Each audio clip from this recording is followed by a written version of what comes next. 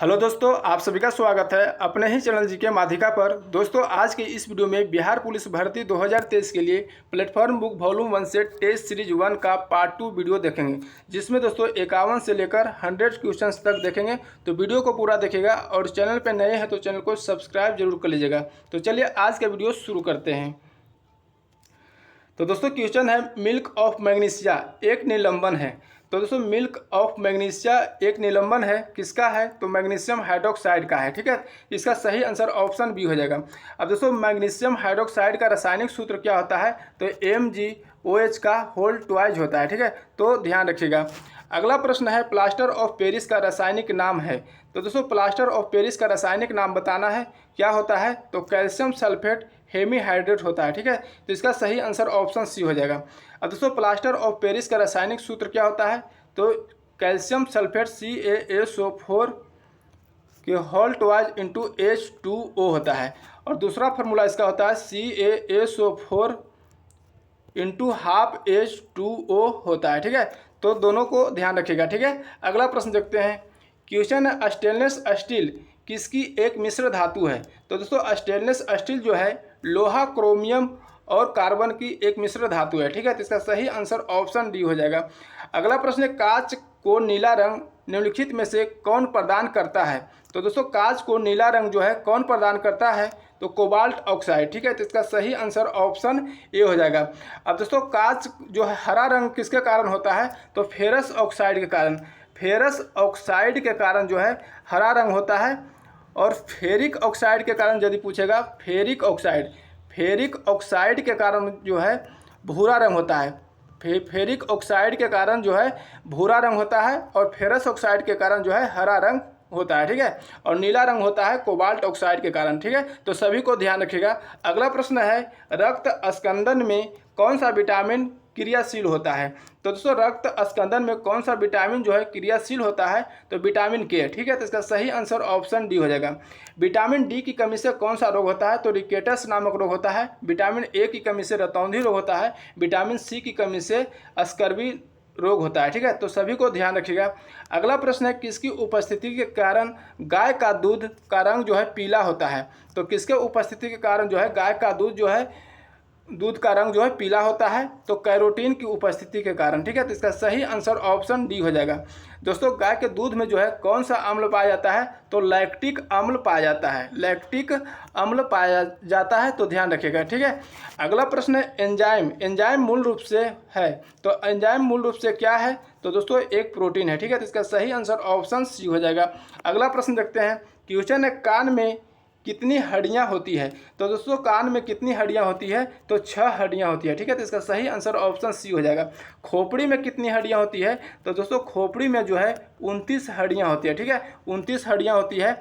और सबसे छोटी हड्डियां होती है स्टेपिज की हड्डियां जो है सबसे छोटी हड्डियां होती है। स्टेपिज की हड्डियां जो है सबसे छोटी होती है और जो है ये कान में पाया जाता है। ठीक है, और फीमर हड्डियां जो है सबसे लंबी हड्डी होती है। फीमर जो है सबसे लंबी हड्डी होती है जो जांघ में पाया जाता है। ठीक है, तो ध्यान रखिएगा। अगला प्रश्न है कि पौधे में जाइलम उत्तम निम्नलिखित में से किस पदार्थ का संवहन करता है? तो पौधे में जो है जाइलम उत्तक जो है पदार्थ का संवहन करता है। किस पदार्थ का संवहन करता है? तो जाइलम जो है पानी और खनिज लवण का जो है संवहन करता है। ठीक है, तो इसका सही आंसर ऑप्शन सी हो जाएगा। फ्लोएम उत्तक की बात करें दोस्तों, तो फ्लोएम उत्तक जो है पत्तियों द्वारा बनाए गए भोजन को पौधे के अन्य भागों तक पहुंचाता है। ठीक है, तो ध्यान रखिएगा। अगला प्रश्न है, प्याज में निम्नलिखित में से किसमें खाद जमा होता है? तो किसमें जो है खाद जमा होता है? तो सल्क पत्र में। ठीक है, सल्क पत्र में। तो इसका सही आंसर ऑप्शन सी हो जाएगा। अगला प्रश्न देखते हैं। क्वेश्चन है, लाल रुधिर कोशिकाओं का उत्पादन निम्नलिखित में से किसके द्वारा होता है? तो दोस्तों RBC यानी लाल रुधिर कोशिकाओं का उत्पादन जो है किसके द्वारा होता है? तो अस्थि मज्जा के द्वारा होता है। ठीक है, इसका सही आंसर ऑप्शन सी हो जाएगा। अब दोस्तों RBC की मृत्यु कहाँ पर होती है? तो पलीहा एवं अकृत में होती है। ठीक है, पलीहा एवं अकृत में होती है। ठीक है, अकृत में होती है और इसका जीवन काल 120 दिन होता है। ठीक है, तो ध्यान रखिएगा। अगला प्रश्न है, उपभोक्ता शोषण के प्रमुख कारण है। तो दोस्तों उपभोक्ता शोषण के प्रमुख कारण है इनमें से सभी इसका सही आंसर हो जाएगा। सूचना का अभाव, वस्तुओं की सीमित आपूर्ति, उपभोक्ताओं की अज्ञानता, इनमें से सभी हो जाएगा। ठीक है, तो इसका सही आंसर ऑप्शन डी हो जाएगा। अगला प्रश्न देखते हैं। क्वेश्चन है, रॉलेट एक्ट के विरोध में किसने लगान न देने का आंदोलन चलाने का सुझाव दिया था? तो किसने जो लगान न देने का आंदोलन चलाने का जो है सुझाव दिया था, तो दोस्तों स्वामी श्रद्धानंद ने दिया था। ठीक है, इसका सही आंसर ऑप्शन डी हो जाएगा। अब दोस्तों रॉलेट एक्ट जो है कब पारित किया गया था? तो रॉलेट एक्ट कानून जो है 1919 को पारित किया गया था। ठीक है, जिसे काला कानून के नाम से भी जानते हैं। ठीक है, अगला प्रश्न है कि किसने खिलाफत आंदोलन को हिंदुओं और मुसलमानों की एकता के एक ऐसा अवसर के रूप में देखा जो 100 वर्षों में भी पुनः प्रस्तुत नहीं होगा? तो किसने जो है देखा है? तो दोस्तों महात्मा गांधी ने देखा है। ठीक है, तो इसका सही आंसर ऑप्शन सी हो जाएगा। अगला प्रश्न देखते हैं।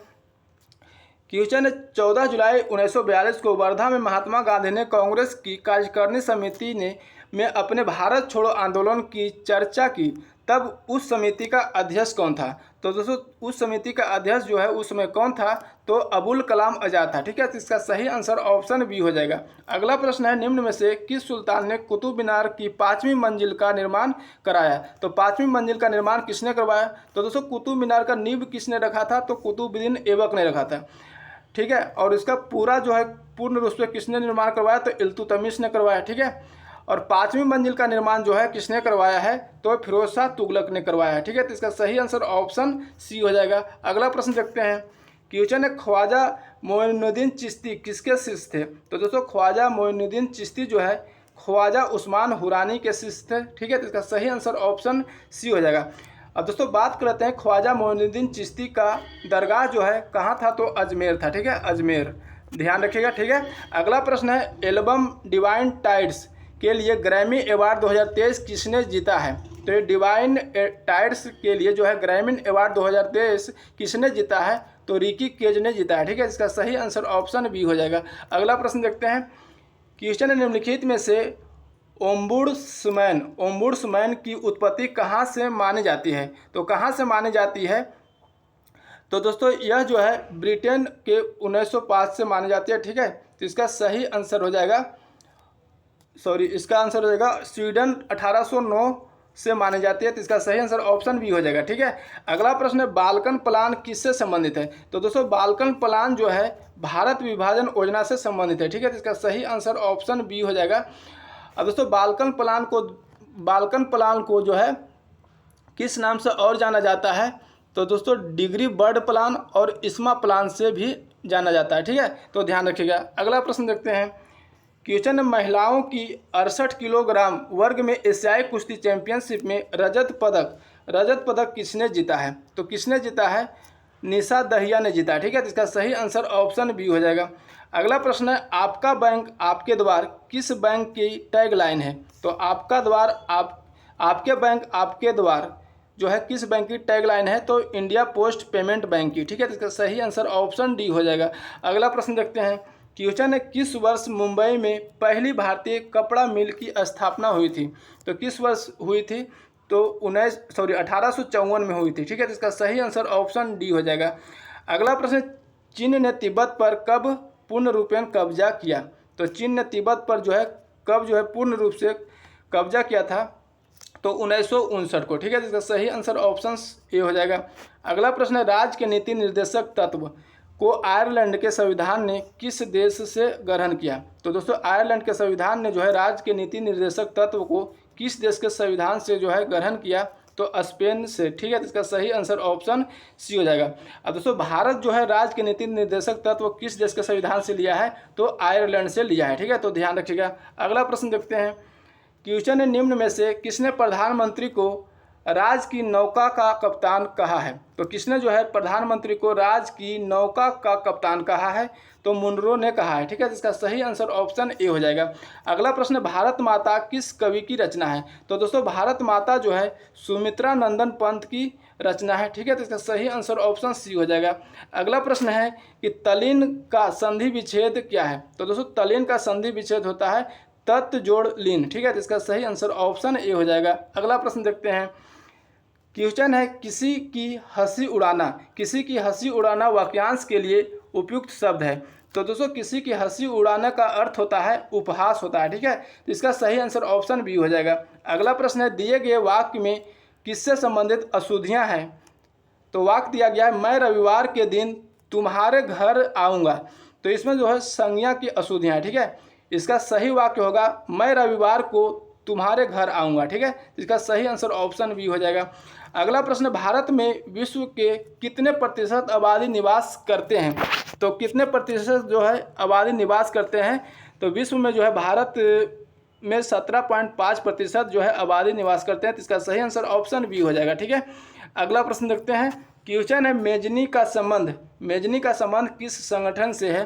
तो दोस्तों मेजनी का संबंध जो है कार्बोनरिस संगठन से है, ठीक है। इसका सही आंसर ऑप्शन ए हो जाएगा। अगला प्रश्न है, गैरीबाल्डी पेशे से क्या था? तो गैरीबाल्डी जो है पेशे से क्या था? तो यह जो है एक नाविक था, ठीक है। इसका सही आंसर ऑप्शन बी हो जाएगा। अगला प्रश्न है, निम्नलिखित में से कौन जो है डायमंड लीग ट्रॉफी जीतने वाले पहले भारतीय एथलीट है? तो कौन जो है डायमंड लीग ट्रॉफी जो है जीतने वाले पहले भारतीय एथलीट है? तो नीरज चोपड़ा है, ठीक है। तो इसका सही आंसर ऑप्शन डी हो जाएगा। अगला प्रश्न देखते हैं, क्वेश्चन है, 16वां आईपीएल संस्करण का खिताब किस टीम ने जीता है? तो दोस्तों 16वां आईपीएल संस्करण का खिताब जो है चेन्नई सुपर किंग्स ने जीता है, ठीक है। इसका सही आंसर ऑप्शन ए हो जाएगा। अब हारा कौन था? तो दोस्तों गुजरात टाइटंस ने हारा था, ठीक है। अगला प्रश्न है कि निम्न में से किसने गांधीवादी योजना का विचार प्रस्तुत किया है? तो गांधीवादी योजना का विचार जो है किसने प्रस्तुत किया है? तो श्रीमान नारायण अग्रवाल ने प्रस्तुत किया है। तो इसका सही आंसर ऑप्शन डी हो जाएगा। अगला प्रश्न है कि समष्टि अर्थशास्त्र में निम्न में से किसका अध्ययन नहीं किया जाता है? तो किसका अध्ययन जो है नहीं किया जाता है? तो दोस्तों एक उपभोक्ता का अध्ययन नहीं किया जाता है। तो इसका सही आंसर ऑप्शन बी हो जाएगा, ठीक है। अगला प्रश्न देखते हैं, क्वेश्चन है, अंतर्राष्ट्रीय मुद्रा कोष की स्थापना किस समझौते के अंतर्गत हुई? तो अंतर्राष्ट्रीय मुद्रा कोष यानी IMF की स्थापना जो है किस समझौते के अंतर्गत हुई? तो ब्रिटेन वुड्स समझौता के अंतर्गत हुई, ठीक है। तो इसका सही आंसर ऑप्शन ए हो जाएगा। अगला प्रश्न, भारत में स्वतंत्रता के पश्चात प्रथम मंत्रिमंडल का कानून मंत्री कौन था? तो प्रथम मंत्रिमंडल का कानून मंत्री कौन था? तो भीमराव अंबेडकर था। तो इसका सही आंसर ऑप्शन डी हो जाएगा, BR अम्बेडकर, ठीक है। अगला प्रश्न है, लोकसभा में राज्यवार सीटों का आवंटन सन 1971 की जनगणना पर आधारित है। यह निर्धारित किस वर्ष तक यथावत रहेगा? तो किस वर्ष तक यथावत रहेगा? तो दोस्तों 84वां संविधान संशोधन के द्वारा 2001 ईस्वी में लोकसभा एवं राज्य विधानसभा में स्थानों को 2026 ईस्वी तक के लिए यथावत कर दिया गया है। तो 2026 ईस्वी इसका आंसर हो जाएगा, ठीक है। तो बी इसका राइट आंसर हो जाएगा। अगला प्रश्न है, निम्नलिखित धातुओं को उनकी अभिक्रियाशीलता के क्रम में व्यवस्थित कीजिए। तो जिस अभिक्रियाशीलता के क्रम में व्यवस्थित करना है, तो ऑप्शन के अनुसार सबसे ज़्यादा सोडियम का अभिक्रियाशील होता है, उसके बाद मैग्नीशियम, एल्युमिनियम, जिंक, ठीक है। तो इसका सही आंसर ऑप्शन ए हो जाएगा। ऐसे दोस्तों याद रखिएगा कि सबसे अधिक अभिक्रियाशील धातु कौन सा है? तो सबसे अधिक अभिक्रियाशील धातु पोटेशियम है, ठीक है, पोटेशियम है। और सबसे कम अभिक्रियाशील धातु सोना है, ठीक है, सोना है यानी AU, ठीक है, AU होता है इसका। अब दोस्तों अगला प्रश्न देखते हैं, निम्नलिखित में से कौन सा रक्त स्कंदन यानी ब्लड क्लॉटिंग के लिए अनिवार्य है? तो ब्लड क्लॉटिंग यानी रक्त स्कंदन के लिए कौन सा अनिवार्य है? तो CA++, ठीक है। तो इसका सही आंसर ऑप्शन सी हो जाएगा। अगला प्रश्न, नरेगा को मनरेगा नाम कब कर दिया गया है? तो नरेगा को मनरेगा नाम कब दिया गया है? तो 2 अक्टूबर 2009 को, ठीक है। तो इसका सही आंसर ऑप्शन सी हो जाएगा। अगला प्रश्न, जीवन का आधारभूत पदार्थ माना जाता है। तो जीवन का आधारभूत पदार्थ किसको माना जाता है? तो जीव द्रव्य को माना जाता है, ठीक है। इसका सही आंसर ऑप्शन डी हो जाएगा। अगला प्रश्न देखते हैं, क्वेश्चन है, प्रकाश संश्लेषण की दर सबसे अधिक होती है। तो किसमें जो है प्रकाश संश्लेषण सबसे अधिक होती है? तो दोस्तों लाल रंग में प्रकाश संश्लेषण सबसे अधिक होती है और बैंगनी रंग में सबसे कम होती है, ठीक है। तो इसका सही आंसर ऑप्शन सी हो जाएगा। अगला प्रश्न है, select the option that can be used as a one word substitute for the given group of words. तो वन वर्ड सब्स्टिट्यूट यानी दिए गए हैं ग्रुप ऑफ वर्ड यानी अनेक शब्द, हिंदी में इसको कहेगा अनेक शब्द को एक शब्द बनाना है। ठीक है, तो सेंटेंस दिया गया है कि vertebrate animal that crawl on the ground, यानी ग्राउंड पर रेंगने वाला जानवर कौन सा होता है, जंतु कौन सा होता है, उसे क्या कहते हैं, तो रेप्टाइल कहते हैं, यानी रेंगने वाले जंतु। ठीक है, इसका सही आंसर ऑप्शन डी हो जाएगा। अगला प्रश्न है choose the most situation preposition. Days is suffering खाली स्थान फीवर, यहाँ पर कौन सी प्रीपोजिशन भरा जाएगा, तो सफरिंग के बाद फ्रोम लगता है, तो सफरिंग फ्रोम फीवर हो जाएगा, ऑप्शन ए सही हो जाएगा। ठीक है, अगला प्रश्न select the most appropriate antonym of the given word, यानी एंटेनम बताना, यानी उल्टा शब्द बताना है दिया गया शब्द का। तो डिले, डिले का होता है देर करना। ठीक है, तो इसका देर करना, इसका उल्टा हो जाएगा आगे, यानी एडवांस हो जाएगा। ठीक है, तो इसका सही आंसर ऑप्शन डी हो जाएगा। अगला प्रश्न देखते हैं कि select the most appropriate synonyms of the given word. तो इस बार बताना है दोस्तों दिए गए वर्ड का सेम मीनिंग बताना है, सेम वर्ड का सेम मीनिंग बताना है। ठीक है, तो दिया गया है ट्रांजिएंट, ट्रांजिएंट का होता है अल्पकालिक होता है, इसका हिंदी होता है अल्पकालिक, तो अल्पकालिक होगा टेम्पोररी। ठीक है, टेम्पोररी, टेम्पोररी का भी होता है अल्पकालीन। ठीक है, तो अल्पकालीन इसका डी हो जाएगा। अगला प्रश्न select of the most appropriate meaning of given idiom, idiom बताना है। बॉटम लाइन, बॉटम लाइन का मतलब होता है अति महत्वपूर्ण तथ्य, तो अति महत्वपूर्ण तथ्य कौन सा ऑप्शन में होगा, तो द मोस्ट इम्पोर्टेंट फैक्ट होगा। ठीक है, तो इसका बी सही आंसर हो जाएगा। तो दोस्तों आज की वीडियो यहीं तक रहने देते हैं, फिर मिलेंगे अगले वीडियो में नए सेट के साथ। अगर वीडियो अच्छा लगा तो लाइक करिएगा, चैनल पर नए हैं तो चैनल को सब्सक्राइब करके बेल आइकन जरूर दबा लीजिएगा। जय हिंद।